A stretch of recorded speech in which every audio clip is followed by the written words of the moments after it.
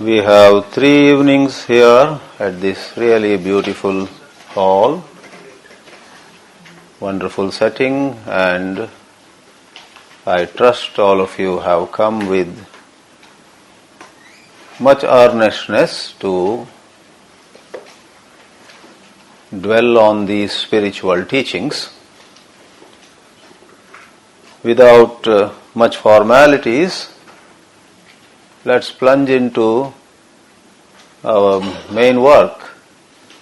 We want to lift our minds to certain heights with the help of these great teachings given by great rishis. In the case of this particular 3 lecture series event, it is Sri Ramana Maharshi. May I request you to repeat after me as I begin the dhyana shloka of this selected 6th chapter of this Ramana Geeta. I hope everybody has the handout with them. We are trying to put mind control in your hands. The handout is to make it easy. I wish it was so easy. So there is this shloka in praise of the great Rishi who is the author of the work we are going to study. Apara satchit sukhavari rashe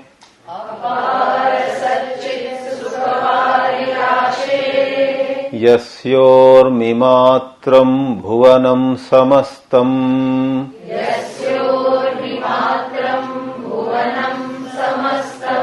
Guhahitam tam ramanam gabhiram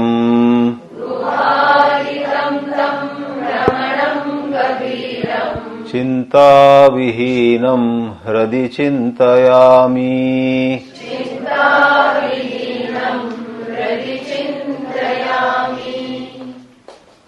This is a dhyana shloka.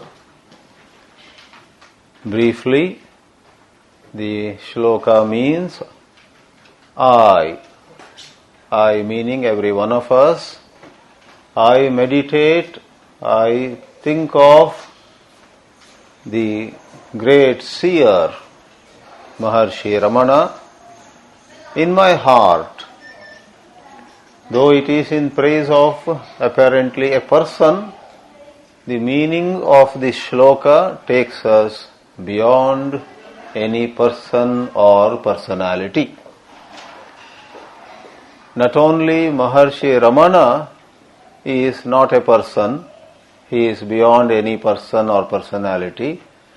The Adhyatma Vidya, the spiritual science, tells us that is the truth about every one of us. So these dhyana shlokas are meant to help us also look at our own existence as something way beyond this personality. As it will become clearer and clearer as we go along, the essence of the Advaita Vedanta teachings is that every one of us in reality is a certain spiritual truth having no limitations, no boundaries, having no problems, but then the truth that we are has as though not really taken a back seat. Thoughts rise in us and our life is so much governed by thoughts. What we think covers the reality and puts before or presents before a different picture, which, to use a hard word, is a mere illusion. As the 4th line says, chinta vihinam. The truth in its true nature, in its pure form, has no encumbrance of chinta. In this context, chinta is not worry, chinta means thought itself. However, as we shall dwell on it more, of special interest is such thoughts which define us. If you have a thought about a tree, what a beautiful tree this is, that's never a problem. But if you have a thought, how handsome I am, how pretty I am, there is a problem with that. At that moment it is very uplifting. If you and I stand before the mirror and say, not bad, even though I am now 85, among people who are in their 80s in this village parlor, I am the most handsome one, am I not? Suppose you have a thought like that, a good thought. In fact, a whole lot of so-called self-development workshops try to sell to you thoughts that are uplifting. They call it positive thinking, and you do feel good about such thoughts. But from the height of Vedanta, the great science, we would say positive thinking has its own limitations. It won't go very far. You will feel good for a while, then the reality sinks in. So, apart from all these examples, thoughts are of two kinds. Thoughts about objects and thoughts about oneself. Who am I? Sri Mohan Hejmadi already spoke a little about this who am I inquiry. Who am I? What am I really? So there are thoughts about other things and thoughts about oneself. And our life especially is ruled, is dominated by thoughts about ourselves. Whenever we think well about ourselves, no matter what the truth is, we feel very good. And whenever we think low about ourselves, we may be very successful, we may be much sought after, the whole town might be envying us. But if we think that we are a failure, then we will feel very low. So, chinta here is especially thought about oneself. And the truth that Maharshi Ramana represents is chinta vihinam. There is no thought at all in him about himself. It is a thought-free light. Yesterday somebody was telling me about Ramana Maharshi that there was a saint who was able to read the thoughts of others. And that saint visited Ramana Maharshi once. This saint, or a kind of a siddha, some kind of person with special powers, was able to read the thoughts of others anywhere and everywhere. And somebody sent him to Maharshi Ramana. And that saint, siddha, came and sat there. And after half an hour or so, the saint, visiting saint, was appearing very tired. Then people asked, what happened? What thoughts did you find? This is the first time this has happened to me, he said. Half an hour I am trying to get some thought, I didn't get anything. There is a blank state there, pure consciousness, just awareness. Not that Maharshi was asleep. When we are deep asleep also there are no thoughts, but that's not a big deal. But Maharshi was very awake, looking at people, seeing things, but in him there was no thought. But to be technically precise, I would comment, it is a reference to thought about oneself. There is a technical expression for it, I thought. I-thought. This I thought, a compound word, signifies a thought describing oneself. If anybody here is already regretting coming to this session, what a mistake I made. Always I am poor in judging. There was a nice television show, instead I came here. I made a fool of myself.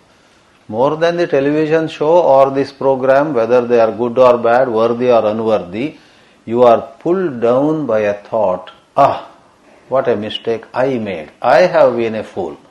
That is a low thought. If anybody here goes to the other extreme, mistaking me to be an enlightened soul, and we are so blessed to be in his presence. I get such compliments very often. I tremble within myself.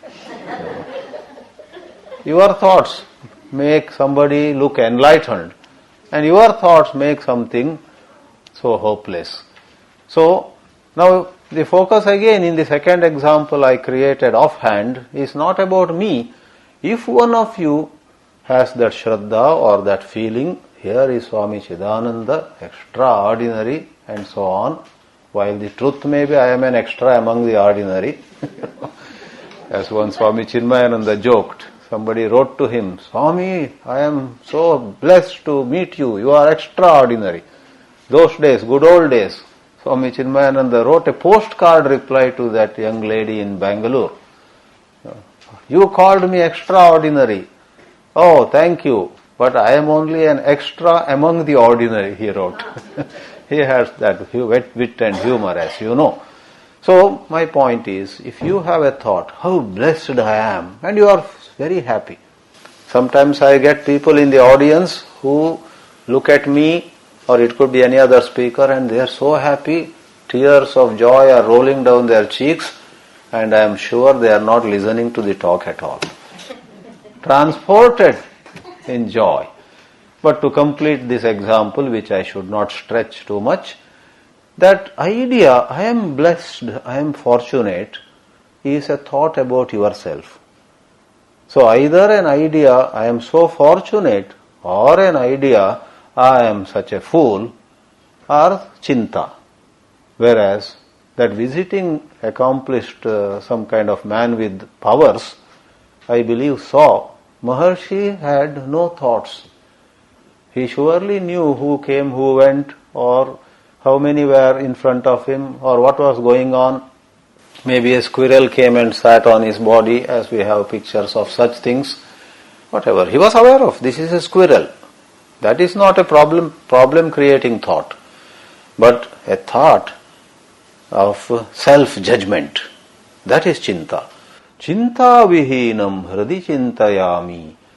And this reality that Maharshi represents is not to be imagined to be far away somewhere near a mountain or by a riverside in the Himalayas. Guha hitam. This truth is in the heart cave. Guha literally means cave, and it is very common in Vedanta literature to refer to our own heart as a cave. In the heart cave of every one of us, there shines this reality of which Maharshi Ramana is a representation. Tam Ramanam Gabhiram, Gabhira or Gambhira, both are correct words, means deep, profound. We are caught in thoughts, and however wonderful those thoughts may be, these thoughts rob us. They take away from us our spiritual nature. We get identified with the personality. When we are not caught by thought, then we discover our own depth. True depth is not in scholarship. True depth is not coming upon some discovery about the world, about some natural phenomenon. Though all of them have their own glitter and glamour, the greatest depth in human life is when one discovers who one oneself is. I am, full stop. I am is the truth. I am somebody, however nice it may be, is already a great concession. It's a discount value already. Your pure nature is Sat-Chit, existence, consciousness. Yasya urmi matram bhuvanam samastam. I come to the second line. He is that ocean of bliss. He is that ocean, Sat, Chit, Sukha. Elsewhere you are very familiar with the expression Sat, Chit, Ananda. Here it is Sat, Chit, Sukha. Ananda, Sukha are the same. He is that ocean. Ocean is just an illustration, a metaphor here. Maharshi Ramana is that ocean of existence, consciousness and bliss. What ocean? Which ocean? Well, in a manner of saying, just one wave in this ocean becomes this universe. Yasya urmi matram. Urmi is a wave. Taranga. A wave is Bhuvanam Samastam. This whole universe. This is a manner of pointing to the infinite nature of pure consciousness. You and I have endless responsibilities. One after another, life moves on. We always think another 5 years I should be free. We have been thinking like that from our childhood, I guess. And even when we cross 50 or 60 or 70 or whatever, it appears, 5 years away. Why? Because thoughts do not end at all. This whole chapter is about handling this thought machine called the mind. How to handle this mind? Our own mind, which is very helpful in numerous ways, becomes a great obstacle when it comes to sitting quietly and appreciating our spiritual nature. We get everything else, but we are robbed of our own spiritual dimension. Yasya urmi matram bhuvanam samastam tam ramanam hradi smarami or chintayami. So this is a dhyana shloka. It's customary in all our spiritual studies to pray God, to pray teacher and express our devotion. The dhyana shlokas, as we just now showed, themselves have much philosophical significance too. Now a few words about this chosen chapter with just 12 shlokas. It's a very short chapter indeed. This mano nigraha upaya. Upaya means a means. The simple example for upaya is you want to cross a river and you take a boat. The boat is the upaya. Upaya is something which you use to get some task accomplished. And what is more, once the task is accomplished, you dispose of the means. After you cross the river, you leave the boat behind and move on, walk on. Likewise, in this chapter called Mano Nigraha Upaya, we are going to see 3 or 4 upayas, methods or means or techniques whereby we may handle our mind and win its cooperation in spiritual contemplation. Every one of us here and there gets inspired to conduct who am I inquiry. Who am I? I want to find out. I have wasted enough time and energy and other resources in all other pursuits. He is right. The speaker is so correct. I must now devote my time and energy to ask myself, who am I? And to find myself. We resolve. But next day our resolve dissolves. We get distracted. We get so diverted. Right?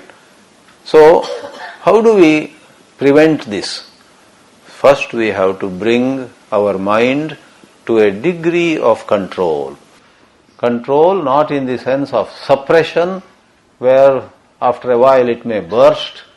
Rather, it is in the sense of a mature order. Disorderly mind, a mind that runs here and there without rhyme or reason, a mind which is highly impulsive, a mind which contradicts itself. Nobody else needs to come and disturb you. You yourself disturb yourself. When others are around, you say, with all these people around, I am not able to concentrate. One day nobody is there and your day goes more lazy than ever before. When the others were there, as it happens sometimes, you are a bit conscious, so you won't sleep whole day. They are all watching. I better come and sit in the...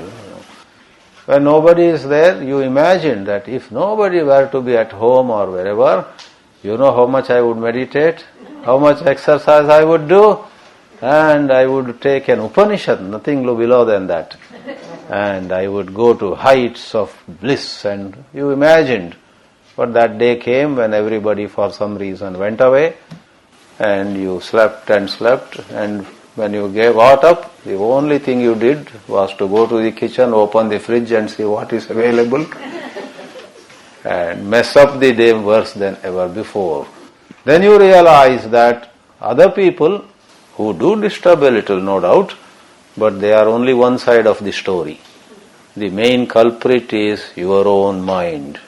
So this chapter gives us a few techniques to season, to train our mind. But I must tell you that this chapter, chapter 6, is part of a greater, larger text, Ramana Geeta. Some of you may not have heard of this Ramana Geeta at all, but everybody has heard Bhagavad Gita. Bhagavad Gita is given by Lord Sri Krishna to Arjuna, one teacher and one disciple. Otherwise there is a reporter Sanjaya and there is a sleepy listener Dhritarashtra. Have you noticed in Bhagavad Gita, the first shloka is uttered by Dhritarashtra. Dharma kshetre kurukshetre samaveta yutsavaha mamaka pandavaschaiva kima kurvata Sanjaya. What did my sons and the sons of Pandu do on the battlefield of Kurukshetra? Tell me, Sanjaya. And if you have not observed it already, take your Bhagavad Gita at home and look for one more shloka in Dhritarashtra's mouth. Not a single shloka. So some of us belong to a camp who strongly believe that after asking the question, he slept off. Possibly. Then Sanjaya, the reporter, says, yes, O emperor, such and such things happened, and at some point Arjuna was despondent, was in such conflict. Then Sri Krishna, to clear his mind of all such confusion and conflict, gave this Gita, etc. Bhagavad Gita ends also with Sanjaya saying, I am so blessed that I could know what was going on. I am so blessed that I could hear, I could listen to Sri Krishna even as he spoke to Arjuna. I am so fortunate, says Sanjaya. Dhritarashtra doesn't say, really? How nice? Nothing at all. Okay. Sri Krishna's Bhagavad Gita has Lord Sri Krishna as the teacher and Arjuna as the student. Ramana Geeta is in fact not a work that was put together on a single day, on a single occasion. In the ashram of Sri Ramana Maharshi in Tiruvannamalai, in present Tamil Nadu, different people, especially even some learned scholars, came and asked Maharshi a number of questions at various, on various occasions. And those questions and answers were recorded. Many of them were in Tamil, maybe in a little broken English, maybe in a little of some other language. Language doesn't matter. But a learned disciple of Maharshi, devotee and disciple, Ganapati Muni, collected them all, and for the benefit of many of us who don't know Tamil, there are some here who may know Tamil, but majority in this audience, including the speaker, do not know Tamil. Ganapati Muni put it all in Sanskrit. And Ganapati Muni was so well versed with the scriptures, Gita or Upanishads or Bhagavatam or Valmiki Ramayana or Mahabharata, he was in fact extraordinarily scholarly. He was a very gifted person, a genius of his times. In fact, sometimes it is said, if Maharshi Ramana can be compared with Ramakrishna, Vasishta Ganapati Muni can be compared with Vivekananda, born with extraordinary gifts. So Ganapati Muni sat down and those questions and answers he collected and said, okay, let me make them into a Gita. And just as Bhagavad Gita has 18 chapters, let me make this also into 18 chapters. And he did that. So Bhagavad Gita has Arjuna Vishada Yoga, Sankhya Yoga, Karma Yoga, Dhyana Yoga, and so on. Then finally, Moksha Karma Sannyasa Yoga. Here, he called them with different names. The 6th chapter is named Mano Nigraha Upaya. He doesn't call it a yoga, Mano Nigraha Upaya. While Bhagavad Gita has 700 shlokas, lastly to give a picture of this Ramana Geeta, which has 18 chapters like Bhagavad Gita, but number of shlokas is only 300. Less number of shlokas put in 18 chapters and with a sharper focus on self-knowledge. Bhagavad Gita has a large number of topics. Its spectrum of themes is wider. Ramana Gita's diversity is limited, so it is more helpful to those of us who are more interested in Atmajnana, self-knowledge. So 6th chapter is Mano Nigraha Upaya. And one more point, there it is Arjuna only, here some 9 or 10 different people. One of the chapters, the person who questions is a lady, and the lady is no other than wife of Ganapati Muni, named Vishalakshi. She asks a question, and the question also is about ladies and spirituality. We can take it up some other time. But here, who is questioning is not mentioned. Quite possibly, in this chapter, like it is so in Bhagavad Gita also, Maharshi Ramana himself on one fine morning had said these things.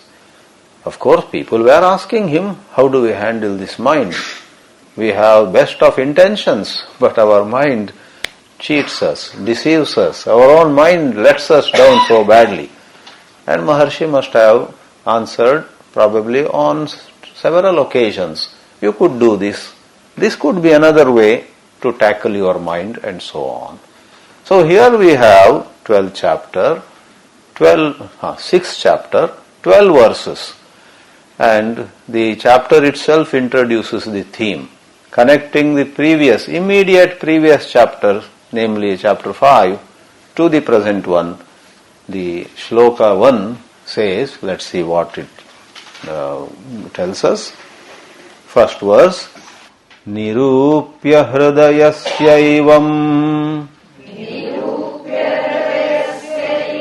Tattvam tattvavidam varaha Manaso nigrahopayam Avadad Ramano Munihi. Simple meter, let's chant this together. Nirupya hridayasyavam Tattvam tattvavidam varaha Manaso nigrahopayam Avadad Ramano Munihi. Ramano Munihi Avadat. Vad in Sanskrit means to speak, to say. Avadad is past tense. He spoke, he said, he gave to the listeners Manasaha Nigraha Upayam, the means or the way to do Nigraha. For as Bhagavad Gita says, interestingly, mind control is dealt with in Bhagavad Gita also in the 6th chapter over there, called Atma Sanyama Yoga or Dhyana Yoga. At the end of that 6th chapter, Arjuna asks, all this is so inspiring, I am really excited, but Krishna, to tell you frankly, I find my mind very, very non-cooperative. Chanchalam himana Krishna pramati balavadridam tasyaham nigraham manye vayoriva dushkaram. It is so hard to control. It is like dealing with a hurricane or a tornado, as the names go. Whether it's a developing country like ours or a very developed country like America, the storms are not manageable by even the best of technologies. If you have excellent technology with the weather forecast, etc., only thing you can do is, well in advance you get everybody evacuated, everybody is put to safe places, and very quick damage control, and when the storm has done its work and gone away, you rebuild quickly, etc. If one is not equipped with such technology, the damage is more, deaths are more, and the recovery time is much longer. But no country can even today claim that we have found a way to ensure there is no storm at all, or our new president has a button, he presses and the storm stops. No one can say. The new president over there has started a storm rather. Rather than stopping any storm, every day he initiates a new storm. So we have Arjuna saying in the Gita, Vayoho iva sudushkaram, I can't control. And Lord Krishna answers there, Asamshayam Mahabaho, no doubt, O Arjuna, O mighty armed prince of Hastinapura, no doubt it's very hard, and yet, Abhyasena tu kaunteya vairagyena cha grihyate. Sri Krishna over there gives two tips. One is, don't give up your practice. Do abhyasa. When you learn a technique, don't say wonderful and tomorrow I am going to tell this to everybody over tea. Tomorrow onwards I am going to write an article on this, etc. Don't write article and don't talk about it over a cup of tea. Rather, try to practice abhyasa. If today, yes, and vairagya. Develop vairagya, and vairagya is not to be cultivated by just deciding, by seeing the limitations, by seeing the sad limitations of varieties of attachments that we have. For habitually, we once more want some pleasure, once more want some praise from somebody. By mere habit, initially, maybe we really found it good. Later on, we don't enjoy it also as much as before. There are many things in life, we don't enjoy it as before, but by merely habit. Okay, let's go once more for this position, some limelight, somewhere somebody praises us, we like it. So, that is called living mechanically. When you stop living mechanically, whenever you want to do something, when you draw at least a little energy from within and ask yourself, okay, I have done this 100 times, but is it not time I take a second look and maybe this time I won't go for it. Let me do something else, something better. So this is viveka. Viveka means discriminating between true and false, between what is lasting and what is ephemeral. Every one of us has the capacity to use that capacity and discern and discriminate leads to vairagya. Because it is as simple as this. When we use viveka, that is our ability to distinguish right from wrong, good from bad, etc., we end up giving up the bad and doing the good. Then something happens. We realize, oh, how nice, how beautiful. I was about to do the same old thing as ever before, mechanically, but today I just took a second look, and for a change, I didn't go by habit. I didn't behave mechanically. And it proves to be so good.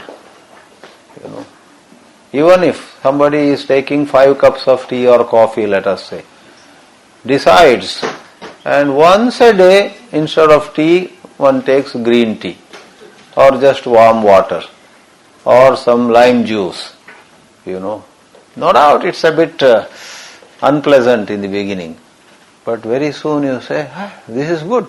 I feel so light. I feel so clean. And I have better energy. A sense of, I did the right thing comes about. Whether it is coffee tea versus green tea or herbal tea, or one more last example, You have been irritable and you many times, out of getting annoyed, you spoke some rude word, rash expression. As it was about to rise this morning too, you said, wait a minute. Though I feel like giving it to him, let me, for a change, just say some polite thing. So we don't use the harsh word, and instead we say, okay, what do you think? We listen, we exercise some patience, and don't we feel good after 2 minutes? What an unhappy confrontation I avoided. Just now, my interaction with this sister or brother, wife or husband, just now this interaction was like it happened 100 times before. It was all set to become an unpleasant memory. But, I won. That very joy, that very happiness in steering the particular interaction in a wiser way gives you a greater sense of the right way to go. Then you have vairagya. Whereas if you had not exercised viveka, the seeing the difference between right way and the wrong way, then by merely deciding, okay, 2017, that is my resolution, I am going to be a viragi, you won't go far, because vairagya won't come without viveka. You got to see, it has to come from within. But I tell you the good news, you have the ability. Start small and grow big. So Sri Krishna over there said Abhyasa and Vairagya. Ramana Maharshi, really not much different from that essential teaching, expresses in a little different way. The first sloka says Ramano Muni. Ramana, we call him Maharshi, we call him Muni also. Muni is someone who is known for silence. Maunat Munihi. Or another definition, Mananat Munihi. One who is thoughtful or contemplative. Again, basically not mechanical. When we are mechanical, we are thoughtless. When we are attentive, then we are thoughtful. The word thoughtful is in the sense of paying attention to a matter at hand. Soch samajh ke, as they say in Hindi, then we are closer to Muni. Ramana is called Ramano Munihi Manasaha Nigraha Upayam Avadad Tattvam Tattvavidam Varaha. He gives here Tattva, certain truth. Spirituality is not about walking on water or flying in air. Spirituality is not about some special marks on the forehead or some colored clothes upon your body or holding some staff or a trishula or something. They are all some gimmicks. They have at best limited value. Traditions have they play some role. I don't, ask anybody not to have those external marks. If somebody has a Rudraksha mala, somebody has three lines, white lines going from left to right or below to above. Somebody else wears some yellow clothes, orange clothes.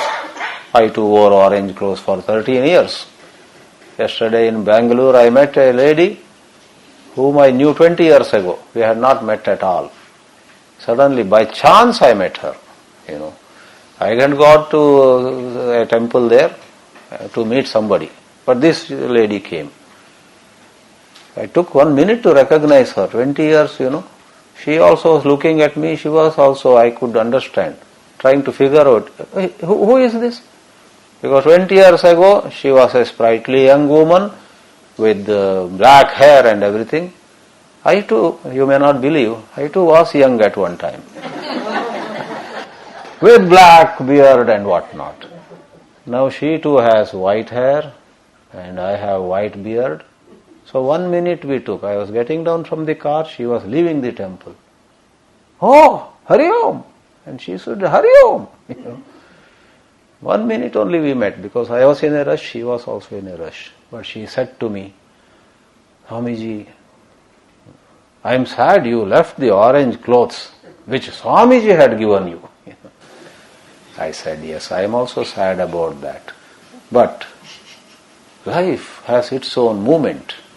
One above has his own plans for everybody. You don't know.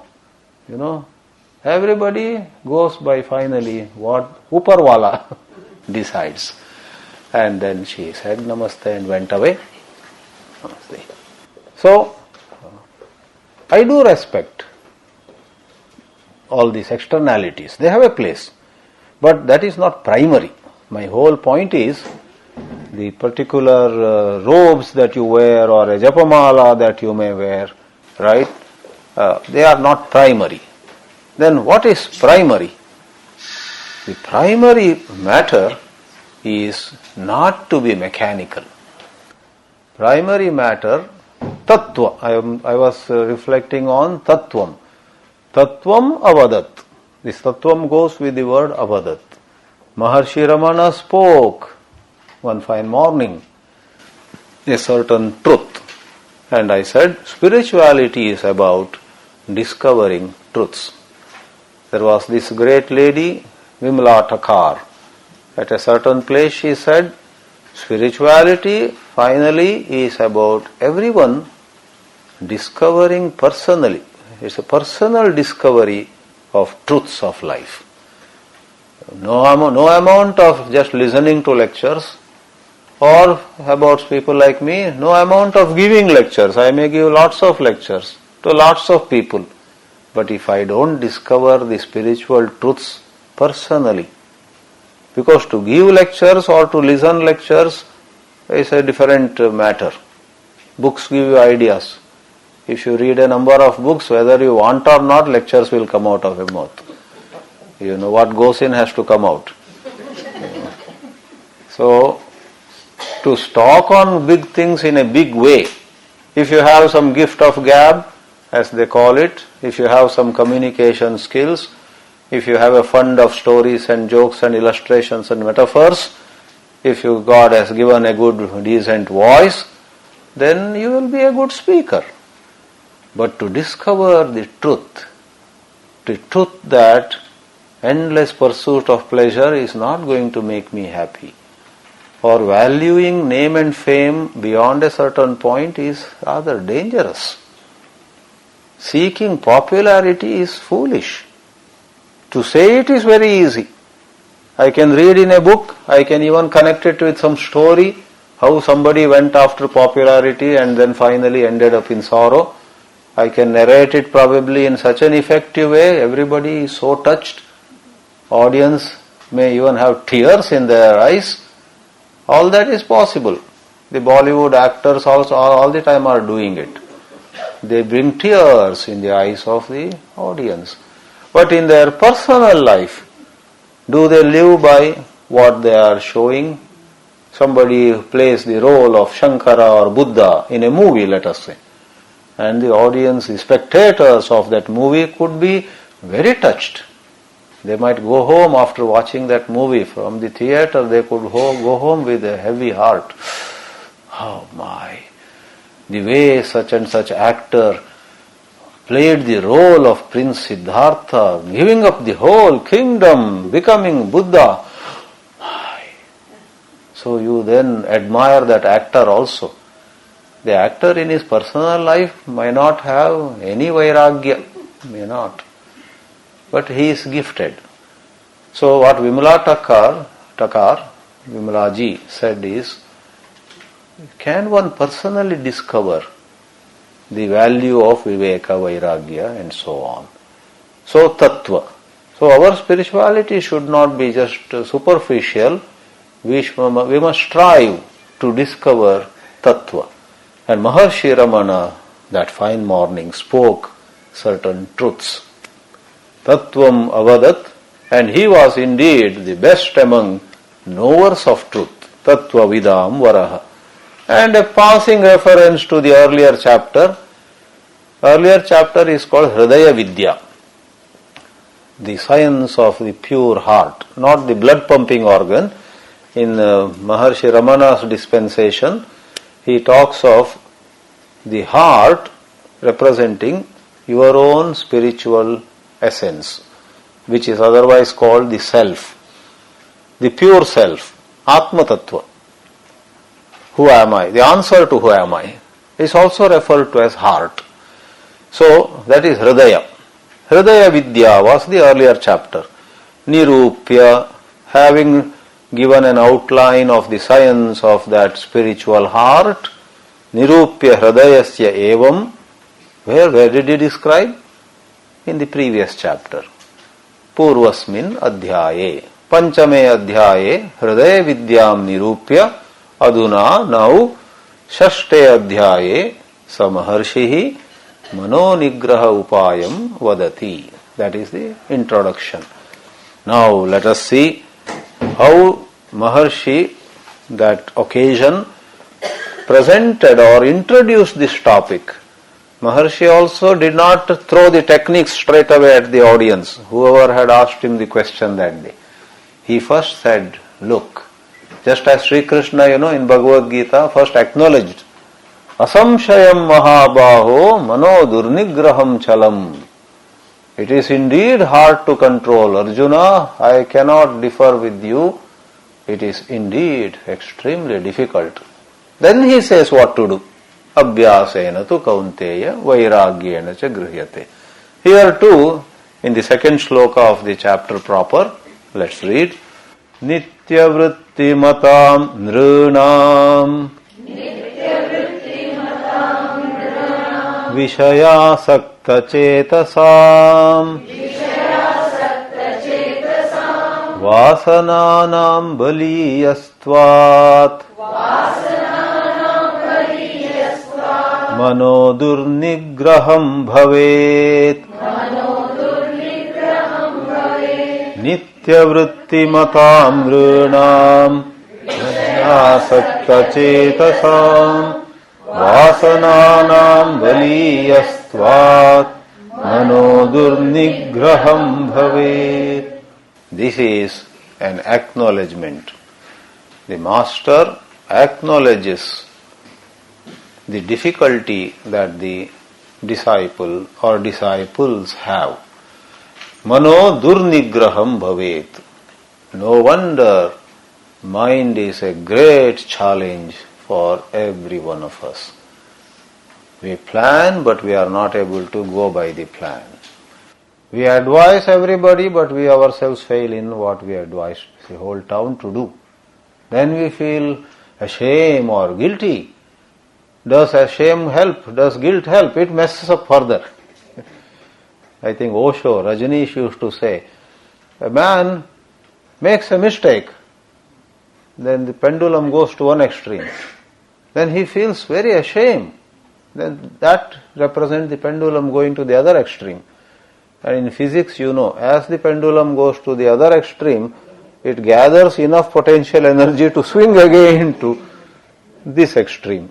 So, having felt very bad about what he did yesterday, he is silent for a whole day. By then he gathers enough energy to do that same mistake next day. Then alternately, he used to humorously say, alternately we make error and feel guilty. Commit error, feel guilty. Where do we come out of this polarity, this duality? Therefore, guilt and shame don't help. In fact, I don't mind being frank, after that young lady who was working with me years ago in Bangalore said that, I became a bit reflective.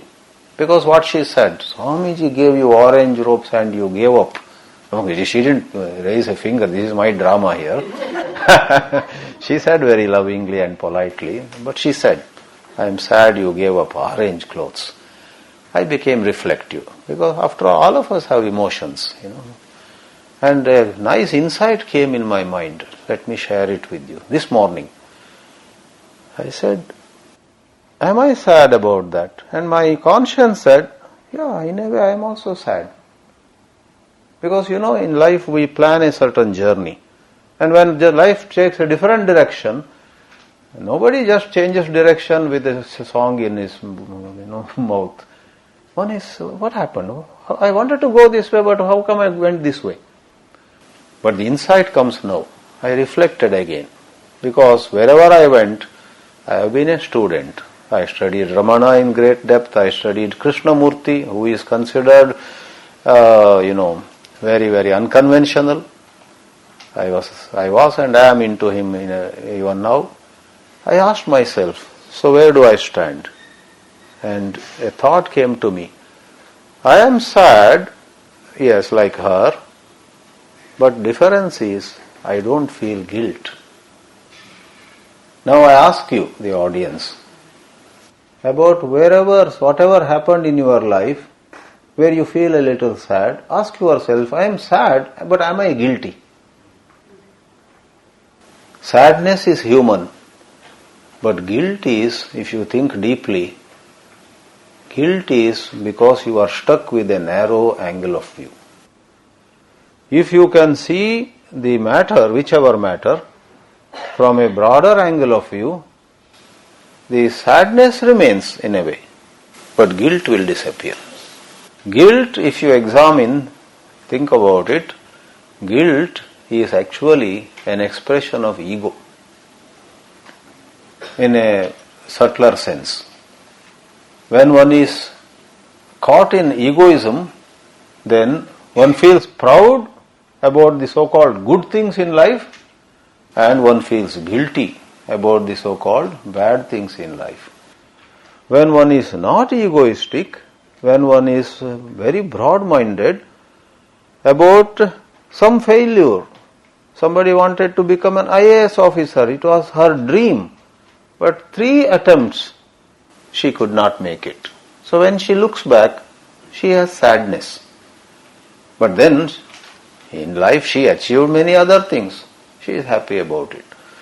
But then if she has this broad-mindedness, she smiles at that. Some failure, somebody's marriage didn't work out. Nobody can say later on, that marriage failed and I'm very happy. One cannot say. One is sad. A certain relationship did not work out. One's business failed. Nobody can say, I'm very happy that first business failed. No, one is sad. But what makes you feel guilty? You will feel guilty about something when you have a great judgmentalism and you have an attachment. If the lady who wanted to become an IAS was very attached to it, she will feel guilty. But with a broad-mindedness, she will see, at that time that was my fancy. And now I am at peace. You can come to terms with what happens in your life, out of this broad-mindedness, out of living in attention, living in a certain greater maturity. Things happen, certain things go as you planned, and lot of things don't happen as you planned. Nobody here is an exception to it. Somebody is sad because something didn't work the way he wanted. There are some people in this world who are very sad that things happened the way they wanted. I won't elaborate on that. Sometimes, you wish things did not happen the way you wanted.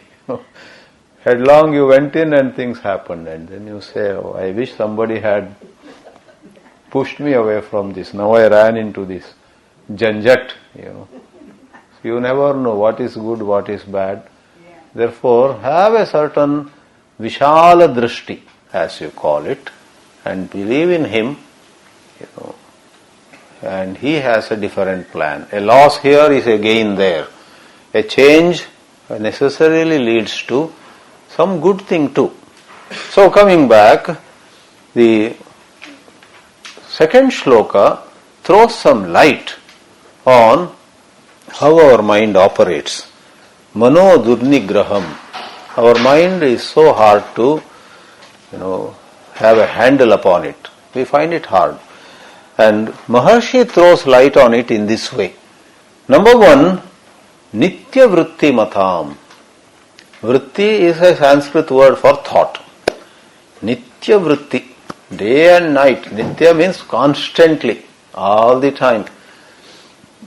When you and I are, worried about something, even if at 2 a.m. we get up to go to washroom for a moment, while coming back we will say, I don't know whether this investment will be successful. I don't know whether my book will sell. I don't know whether that loan, financial, something else. Everybody is in the same boat. We are all stuck with something. Nitya vritti matam. The mind doesn't listen. You can't tell the mind. See, I have told you, 10 p.m. to 5 a.m. you should not think on this matter. You say, who cares about your rules? It is my birthright to disturb you 24 hours. Nitya vritti matam. Therefore, we need to look at our mind, how it has become so habitually active, restless. We need to slow it down.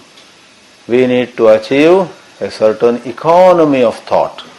Not by suppression, but by certain mature understanding, by certain review, by certain dialogue with ourselves.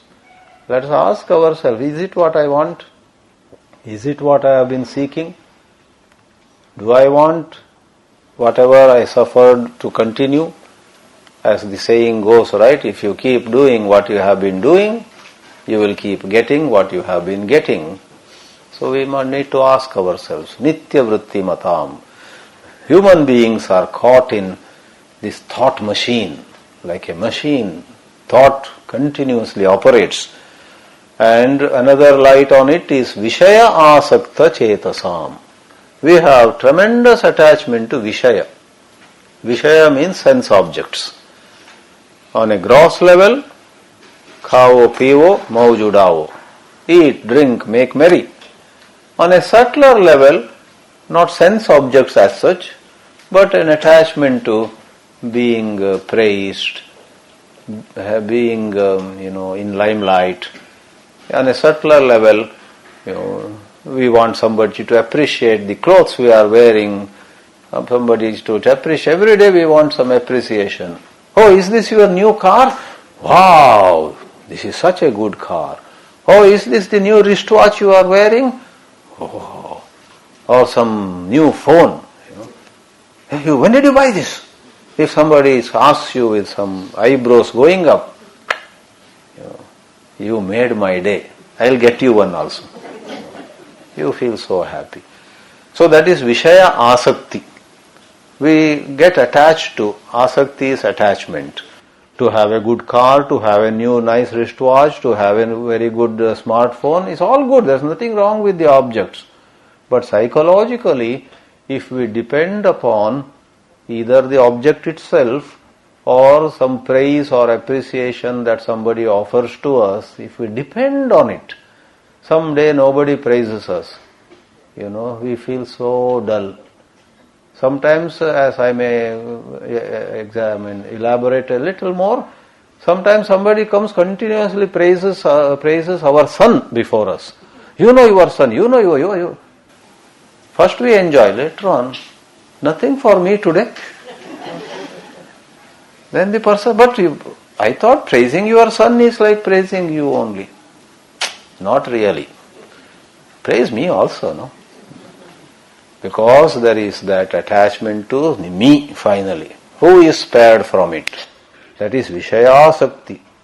And there is a psychology in all these Vedanta Shastras. Psychology meaning a science about how the mind operates. And that is given here. Our mind operates driven by what is called vasana. Vasana is a hidden tendency. Desire is the same thing expressed. Someone here may have a coffee vasana, but expression of it may be early morning. You get up, brush your teeth, and you remember last night you decided to drop coffee, give up coffee for a week. But this morning after you brush your teeth, you say, yes, I am going to do it, but from next month. Why? That vasana expresses as a desire. Vasana is 24 hours inside. See, it is in the unconscious. Vasananam baliyastvat. Vasana is the tendency. Baliya means very strong. Balavan. It has great power, great strength. It is like someone has taken a rope and tied himself by putting 20 rounds around oneself. Somebody else has tied again with the rope, but only 2 rounds. As simple as that. Someone who has put 20 rounds will have to take it out, and 20 rounds he has to undo. Or someone has driven a nail into the wall, 4 inches into the wall. Taking it out is as much harder. Somebody else also drove a nail. It is only half inch. Removing it will be easier. Vasananam baliyastvat. Our vasanas are so strong. Mano durnigraham bhavet. Mind indeed is very hard to control. Control not in the sense of some brutal police action like, not that way. Here the context is, we want our mind to cooperate in certain deeper inquiry. Our mind should be available for some higher contemplation. We want to think of God, we want to think of some Atma Jnana. Material is available. We want to listen to a talk, either directly or a CD. Nowadays there are websites. You are indeed, inspired by some teacher, and some of his talks are on the website. You have been planning, but weeks pass, months pass, year passes. Something or the other. Then you say, what's wrong? Why am I not able to do what actually I value? Mano durnigraham bhavet. Now, we will not go into the shlokas today, but to give you an advanced picture, Maharshi Ramana shares with us in this chapter a certain technique. Technique 1, if you can handle your breathing, then you will find that automatically handling breath brings mind under control. And if that you call as technique 1, he gives 2 variations, 1A and 1B. 1A is those of you who can do it, and there are very few who can do it, have to just observe the breathing. No other rule. Breathe the way you do anyhow. But just notice the breathing. Every breath that goes in, every breath that comes out, watch it. It looks very easy, but it is deceptively simple. Mind wanders without you realize.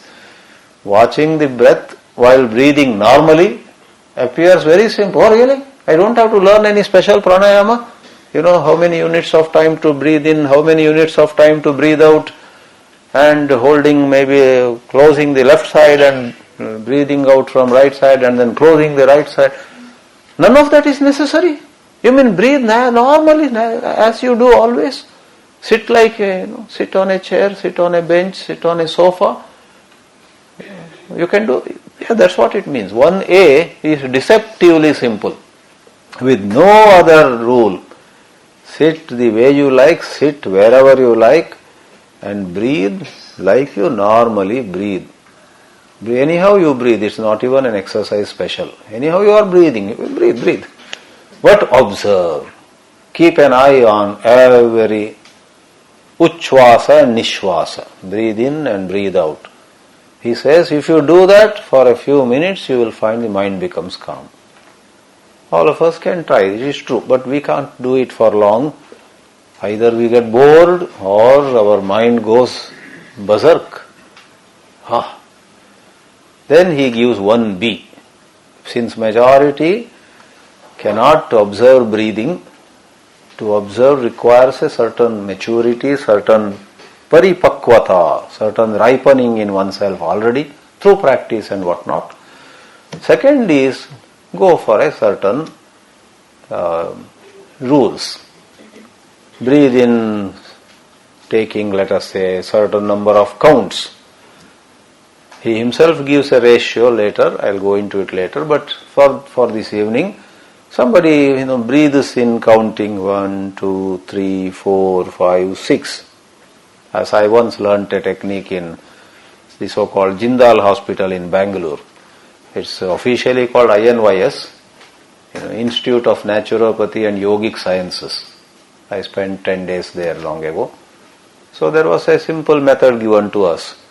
Breathe in counting 1 to 6, hold the breath for 1 to 3, breathe out counting 1 to 9. One method was given by an instructor there. I have been even now doing on and off. Why on and off? My mind also sometimes cooperates, sometimes doesn't. One morning mind cooperates, I do 45 minutes. Yesterday morning in Bangalore I did 45 minutes yoga. I was feeling really so good. But another day, whole morning was free. But mind is not cooperating. Mind became very philosophical. कुछ करने से क्या फायदा? एक और cup coffee पियो. Mind says that. Highly philosophical. Falsely philosophical. So, that is called do this breath control using some rules. Like I gave the example, if you hold your last 2 fingers on the left side of the nose and breathe in through the right nostril, with the thumb you close it, then breathe out through the left nostril. Like that, there are various methods. Breathe in through right, breathe out through left, breathe in through right, breathe out through left. And after 5 minutes, breathe in through left and breathe out through right, whichever. There are some methods. Now this is easier. Though you say, but all these rules must be difficult. No. Once you keep the rules, actually it is easier. You know why? It acts as a support. For our mind, how many? Okay, 6. How many? 9. How? What right? Okay, what left? So they act like a support. You have something to hold on to. The first one, breathe normally and observes. There is no rule, nothing. Easily mind wanders. Mind gets bored with it. Mind support means something to hold on to. Like if you say, repeat Om and concentrate, it's not easy. If you say Om Namo Narayanaya, it becomes easier. Om Namo Namah Shivaya. Shri Ram Jai Ram Jai Jai Ram. And for somebody that is also not enough. A little music, some tune. The mind cooperates. Anyway, so that is 1B. Then Maharshi touches upon mantra yoga. Some of us are made for mantras. One has to see what works best for one. One should not try to do all these, and one should not try to do what works for somebody else. Somebody might be able to control one's mind by pranayama, prana vikshana, etc. You might be able to get a handle on your mind by repeating a mantra. I often advise people, sit for 10 minutes listening to instrumental music. Not breathing, instrumental music. Your mind becomes calm. For somebody else it may be certain passages in Hindi or English, Sanskrit or Urdu, Gujarati or whichever, prose or poetry, paying attention to an inspirational passage. These are all supports. So one is breath, second is mantra, and in this chapter, literally speaking, Maharshi concludes saying, if no technique helps you, then I will give you a technique which is sure to work, and the best part of it, you don't have to do anything. But all you should do is go and be in the proximity of saintly people. Just that much you should do. When you say, we don't have to do anything, thank you very much, I wanted this. Okay, so I'm going to watch movie after movie, because that last technique, I believe we don't have to do anything. Maybe just pay a monthly subscription.